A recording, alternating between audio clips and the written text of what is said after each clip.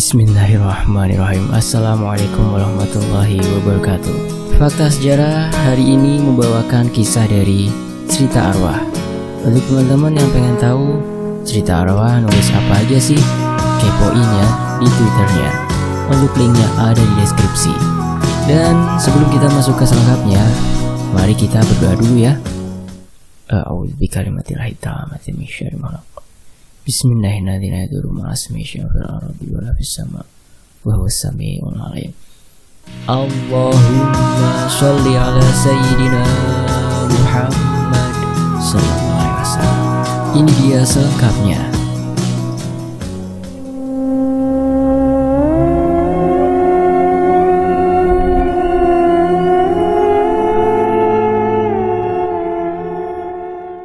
Aku yang baru saja menginjakan kaki di asrama penampungan TKW Cilacap dibuat terkejut manakala teman sekamarku yang sebut saja namanya Dijah tiba-tiba menjerit-jerit dan matanya terbelalak putih. Aku yang baru siang itu datang ke penampungan TKW bingung harus melakukan apa selain hanya bisa ikut membaca-bacakan surat-surat pendek sebisaku di telinga Dijah. Beberapa TKW lain pun turut membantu menyadarkan Dijah dengan melantunkan ayat kursi dan memencet jempol kaki Dijah. Namun semua hasilnya nihil. Dijah masih saja meronta-ronta dan berteriak-teriak histeris sambil menyebut, "Anakku, anakku." Selain itu Dijah sampai menendang beberapa TKW lain yang mencoba merejang tubuh Dijah saat kesurupan. Karena sudah berjam-jam Dijah ini masih juga tak sadarkan diri, akhirnya diputuskanlah Mbak Tarmina, salah seorang TKW yang bertujuan kerja ke negara Taiwan itu memanggil orang pintar yang tinggal di dekat asrama penampungan TKW. Sekitar 15 menit kemudian, Mbak Tarmina datang kembali dengan pria menggunakan baju koko yang disebut-sebut Pak Ustadz Gibran. Pak Ustadz kemudian mencoba membaca-bacakan doa dan menempelkan jari telunjuknya di kening Dijah. Tapi yang ada keadaan Dijah malah makin menjadi-jadi. Kekuatan Dijah seolah tidak habis-habis meronta-ronta dan melawan Pak Ustadz Gibran.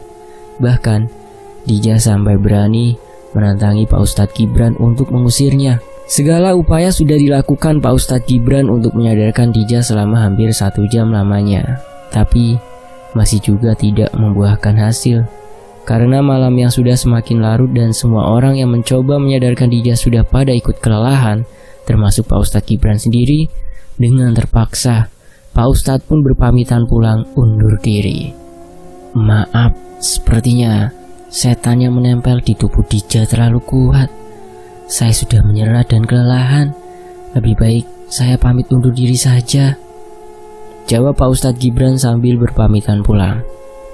Dalam keadaan Dijah yang masih meronta-ronta dan berteriak-teriak seperti orang gila. Untuk sementara, tubuh Dijah mau tidak mau diikat oleh tali rafiah agar Dijah tidak kabur ke jalan ataupun menyakiti para TKW lainnya.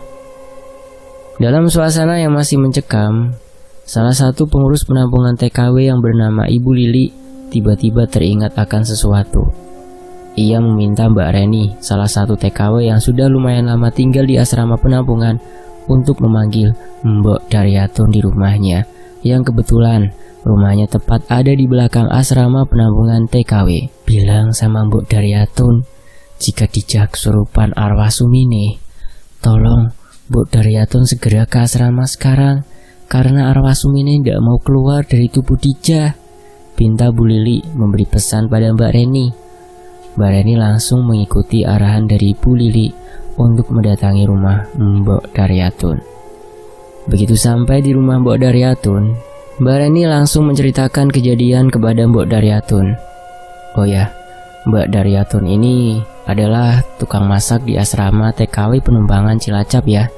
Dia sudah puluhan tahun ikut bekerja sebagai juru masak di PT tersebut dari sewaktu PT penampungan TKW masih dikelola oleh Pak Sembiring yang kini udah diwariskan ke anaknya yang bernama Pak Gultom." Dan Mbok Daryatun segera bergegas datang kembali ke asrama penampungan TKW. Setibanya di depan gerbang, Mbok Daryatun dicegat oleh Bu Lili dan ia sempat berbicara. "Mbok, tolongin Dijah yang kesurupan Sumini. Saya yakin ini pasti ulah Sumini, Mbok Dar. karena Dija selalu berteriak-teriak mencari anaknya dan juga memanggil-manggil nama Panji yang merupakan suami dari almarhumah Sumini. Saya pun benar-benar baru teringat, Mbok. Makanya saya meminta Reni untuk memanggil Mbok Daryatun ke sini, pinta Bu Lili. Mbok Daryatun mengangguk dan menjawab, "Iya, baik Bu Lili. Kalau memang benar itu arwah Sumini, biar saya yang mencoba berkomunikasi dengannya," sahut Mbok Daryatun sambil masuk ke dalam asrama penampungan TKW. Ketika Mbok Daryatun masuk ke dalam kamar, entah mengapa kondisi Dija yang masih diikat tali rapiah mendadak menjadi tenang. Padahal Mbok Daryatun sama sekali belum berbicara sepatah kata pun. Mbok Daryatun lalu datang dan memeluk tubuh Dija seperti memeluk seorang anak yang telah lama berpisah dari orang tuanya. "Nak Sumini, keluarlah dari tubuh Dija, Nak. Jangan mengganggu anak-anak di sini, Nak Sumini. Mereka tidak tahu menahu masa lalumu itu. Jangan melampiaskan dendammu pada orang yang tidak tahu apa-apa, Nak. Mbok Daryatun tahu kalau arwah Nak Sumini masih tinggal di kamar ini. Nggak apa-apa kok, Nak. Yang penting Nak Sumini janji ya, jangan mengganggu lagi penghuni di sini ya, Nak," ucap Mbok Daryatun sambil terus memeluk dan mengusap-ngusap pundak Dija yang sedang kerasukan. Seolah mengerti apa yang diucapkan Mbok Daryatun, Dija langsung menangis sesenggukan dan kemudian tubuh Dija tergeletak pingsan. Sontak saja para TKW lain yang menyaksikan keanehan itu, termasuk aku, ikut bertanya-tanya, siapa itu Sumini? Dan maksudnya, apa dendam Sumini yang dikatakan oleh Mbak Daryatun barusan? Sesudah keadaan tenang dan Dija perlahan mulai sadar, Mbok Daryatun berpesan untuk tidak melamun dan berpikiran kosong di rumah penampungan asrama ini, karena dulu sekitar tahun 90 awal pernah ada TKW yang akan diberangkatkan ke Timur Tengah meninggal karena bunuh diri. Seketika kami semua langsung saling berpandang-pandangan seolah tidak percaya. Mbak Reni yang penasaran langsung memburu Mbok Daryatun untuk segera menceritakan kronologi kejadiannya dengan secara detail. Sambil menghela nafas, Mbok Daryatun mencoba mengingat-ingat lagi kejadian tragis yang pernah terjadi di penampungan asrama ini dahulu. Cilacap, tahun 1992. Kala itu, asrama penampungan TKW yang hanya bertujuan ke negara Saudi Arabia ini kedatangan seorang gadis cantik berambut ikal sebahu bernama Sumini. Saat pertama kali Sumini datang ke asrama, wajahnya dipenuhi lebam kebiruan dan tubuh Sumini pun terlihat sangat kurus. Sumini sangat amat pendiam, bahkan ia jarang mau bersosialisasi dengan teman-teman penampungan lainnya. Sumini sering duduk menyendiri di bawah pohon, di pekarangan belakang asrama penampungan TKW, karena posisi pintu dapur yang menghadap juga ke arah pekarangan belakang, dan seringkali Mbok Daryatun ini membuka pintu dapur. Mbok Daryatun pun sering bertatap wajah dengan Sumini. Karena kasihan, Mbok Daryatun awalnya iseng memanggil Sumini untuk ikut membantunya di dapur supaya tidak hanya duduk diam dan melamun saja di bawah pohon. "Nak, kamu ini kok ngelamun saja di bawah pohon? Apa ndak takut kesurupan kuntilanak? Daripada melamun, yuk sini bantuin Mbok Daryatun masak aja ya," sapa Mbok Daryatun membuka percakapan. Ternyata Sumini pun mau ikut membantu Mbok Daryatun di dapur. Lama-kelamaan, Mbok Daryatun dan Sumini ini hubungan pertemanannya semakin akrab. Sumini menjadi sering menghabiskan waktu di dapur bersama Mbok Daryatun sehabis jam kelas bahasa yang diadakan di asrama usai. Mbok Daryatun menganggap Sumini ini seperti keluarganya sendiri, begitupun sebaliknya. Sumini menjadi tidak lagi canggung dan kesepian setelah kenal dengan Mbok Daryatun yang mempunyai sifat humoris. Suatu ketika, tiba-tiba Sumini curhat kepada Daryatun mengenai perjalanan hidupnya yang bisa dibilang sangat panjang dan menyakitkan. Saat Sumini berusia 4 tahun, ia harus menerima kenyataan jika ia menjadi seorang yatim piatu dan diurus oleh keluarga dari pihak sang ayah, dirawat oleh saudara dari ayah. Sumini kecil sudah terbiasa hidup dalam diskriminasi dan dibeda-bedakan perlakuannya dengan anak kandung dari saudara ayahnya itu. Berlanjut sampai dengan Sumini yang beranjak dewasa, ia pun sempat mengalami pelecehan seksual Namun kala itu ia tidak berani berbicara karena takut diusir dan tidak memiliki tempat tinggal. Karena posisinya telah mengandung anak dari hasil pelecehan seksual saudara ayahnya itu. Sumini dipaksa menikah dengan lelaki yang tidak dicintainya bernama Panji untuk menghilangkan jejak jika Sumini telah mengandung anak hasil hawa nafsu bejatnya. Tak hanya sampai di situ saja. Penderitaan dan kesakitan Sumini, sang suami Panji adalah orang yang sangat pemalas dan gemar bermabuk-mabukan. Tak jarang Sumini menerima siksaan demi siksaan yang dilakukan oleh Panji. Sumini pun bercerita, ia bahkan sampai dijual kepada temannya Panji untuk disetubuhi dan dibayar seharga Rp25.000. Astagfirullah. Mbok Daryatun lalu menanyakan kepada Sumini mengapa ia bisa sampai nekat keluar negeri, dan kemudian Sumini kembali menjelaskan itu semua ada hubungannya dengan suaminya. Sang suami Panji tidak sengaja bertemu dengan Pak Kuncoro, agen penyalur TKW yang ingin diberangkatkan ke Timur Tengah. Tanpa berlama-lama, Panji langsung meminta istrinya Sumini untuk merantau saja. Namun saat itu karena Sumini yang masih takut dan masih belum mau jauh dari anaknya yang masih kecil, Sumini sampai harus menerima pukulan di wajahnya. Astagfirullah.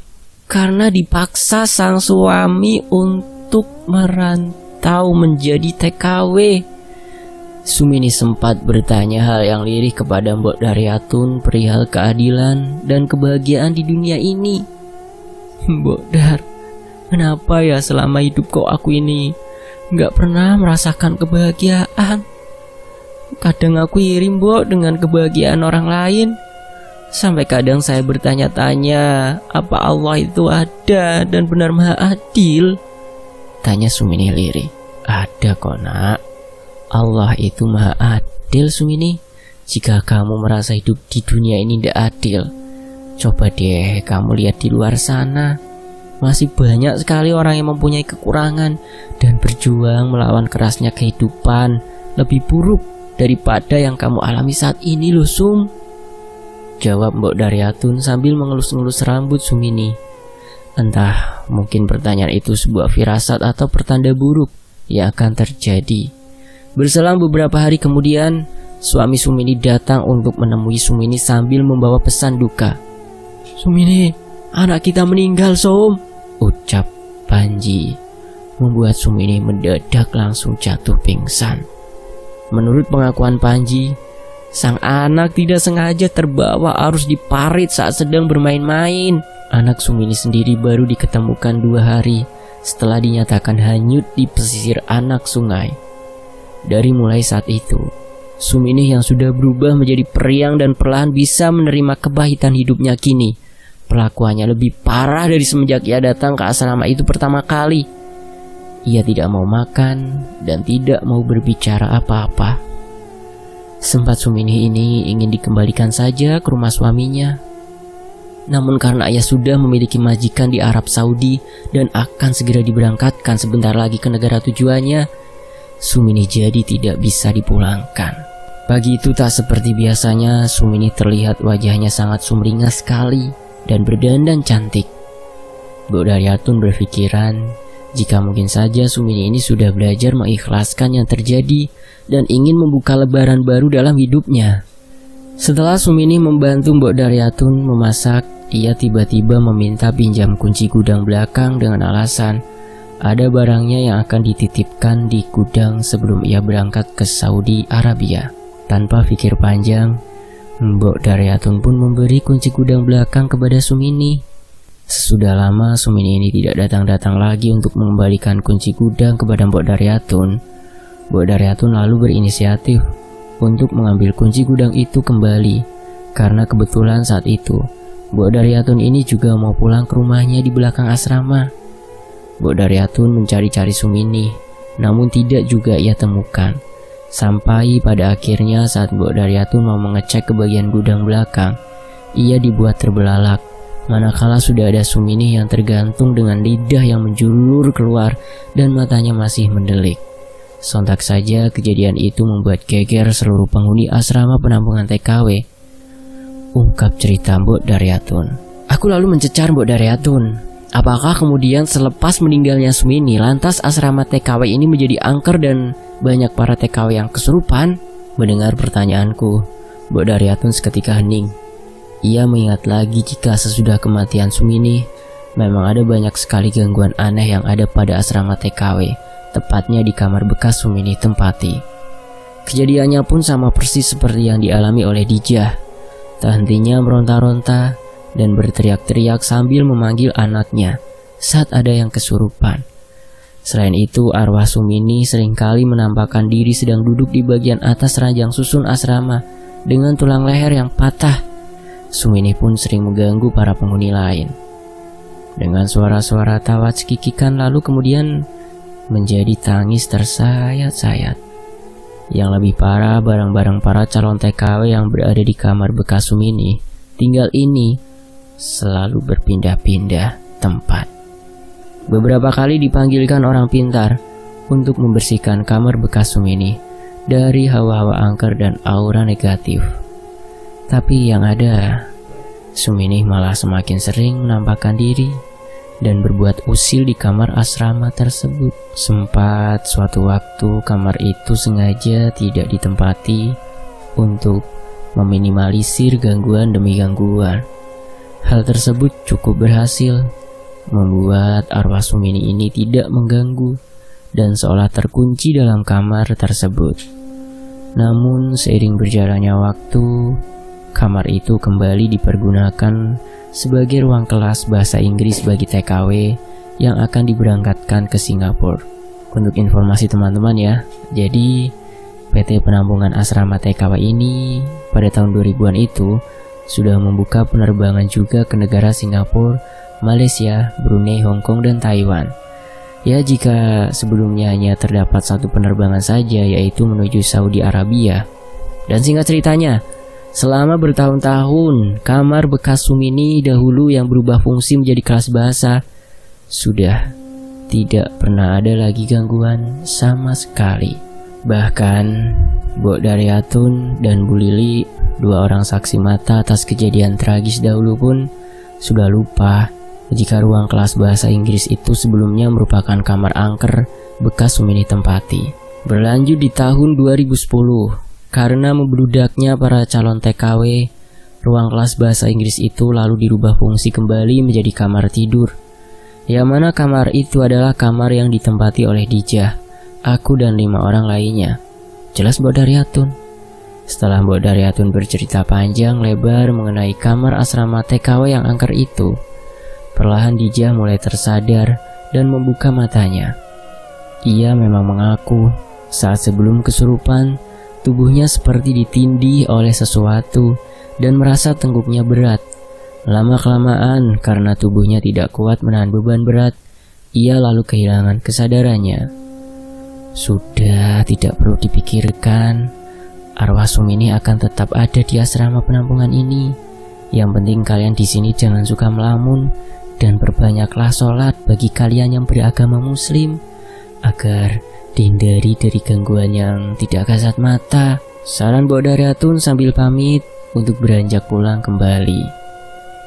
Sesudah Mbok Daryatun pulang, aku, Dijah, dan teman-teman yang lainnya di kamar itu memutuskan untuk tidak mematikan lampu saat malam hari. Dan setiap malam Jumat, aku berinisiatif untuk selalu mengaji bersama-sama di kamar angker bekas Sumini tempati dulu. Sesekali memang aku dan beberapa teman lainnya mengaku pernah melihat sekelebat bayangan putih ataupun mendengar suara senandung perempuan di kamar itu. Namun aku bersyukur kejadian kesurupan sudah tidak pernah terjadi lagi di sana. Nah, sekian dulu ya cerita kali ini dan sampai jumpa di cerita horor berikutnya. Fakta Sejarah pamit ya, dan tak lupa mengucapkan terima kasih kepada Fitri selaku admin dari akun Cerita Arwah on Twitter. Dan tentunya buat teman-teman yang udah mau menyimak kisah ini di sini ya, makasih banget. Saya pamit. Wassalamualaikum warahmatullahi wabarakatuh. Sampai jumpa di kisah lainnya.